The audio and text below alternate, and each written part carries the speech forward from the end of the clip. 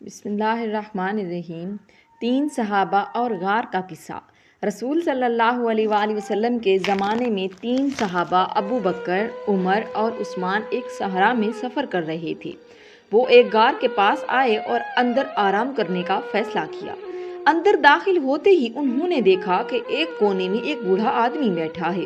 اس نے اپنا تعارف حضرت عیسیٰ علیہ السلام کے ساتھی کے طور پر کرایا اور بتایا کہ وہ غار میں 300 سال سے رہ رہے ہیں، اللہ کی عبادت کر رہے ہیں اور جنت کا انتظار کر رہے ہیں۔ بوڑھے نے ان کے ساتھ جنت کی خوبصورتی بتائی، اس کے دریاؤں، باغات اور محلات کا بیان کیا۔ انہوں نے بتایا کہ جنت کے باشندے دائمی خوشیوں کے زندگی، دکھ اور درد سے پاک رہیں گے۔ تینوں صحابہ حیران ہوئے اور آپ سے کہا کہ ان کے لیے جنت میں داخل ہونے کی دعا کریں۔ بوڑھے نے نماز پڑھی۔ اچانک غار نور سے بھر گیا اور صحابہ نے جنت کی جھلک دیکھی۔ وہ اس قدر متاثر ہوئے کہ انہوں نے اپنی زندگی اللہ کی عبادت اور خدمت کے لیے وقف کر دی اور آخر کار تینوں خلفائے راشدین بن گئے۔ یہ کہانی ہمیں جنت کے لیے کوشش کرنے کی اہمیت اور آخرت میں ہمارے منتظر انعامات کی یاد دلاتی ہے۔ اللہ تعالی ہمیں جنت کے لیے کام کرنے کی توفیق اور صالح زندگی گزارنے کی ہدایت عطا فرمائے۔ حضرت موسیٰ اور جلتی ہوئی جھاڑی کا واقعہ۔ ایک دفعہ کا ذکر ہے کہ حضرت موسیٰ صحرا میں اپنے سسر کی بکریاں چرا رہے تھے۔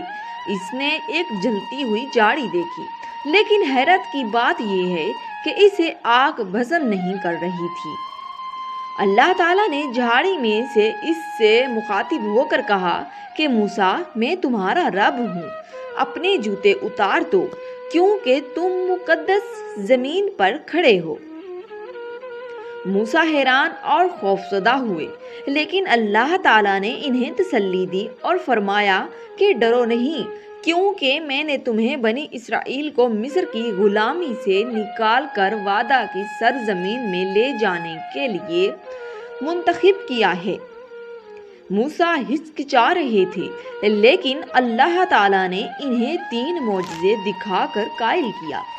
اس کے عصا کو سانپ میں تبدیل کرنا، اس کے ہاتھ کو کوڑھ سے سفید کرنا اور پھر اسے شفا دینا۔ موسیٰ نے چیلنج قبول کر لیا اور اپنے بھائی ہارون کے ساتھ بنی اسرائیل کی رہائی کا مطالبہ کرنے فرعون کے پاس گئے۔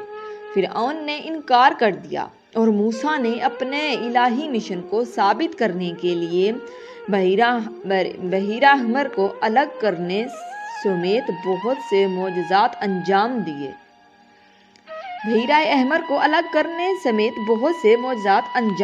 آخر کار فرعون اور اس کا لشکر سمندر میں غرق ہو گیا اور بنی اسرائیل آزاد ہو گئے۔ موسیٰ ان کو وعدہ کی سرزمین کی طرف لے گئے۔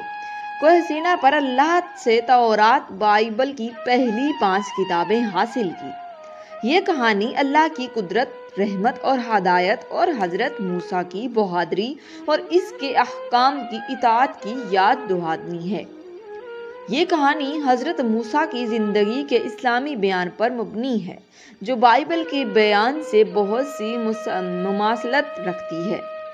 مزید اسلامک سچی کہانی دیکھنے کے لیے ہمارے چینل کو سبسکرائب ضرور کریں۔ شکریہ۔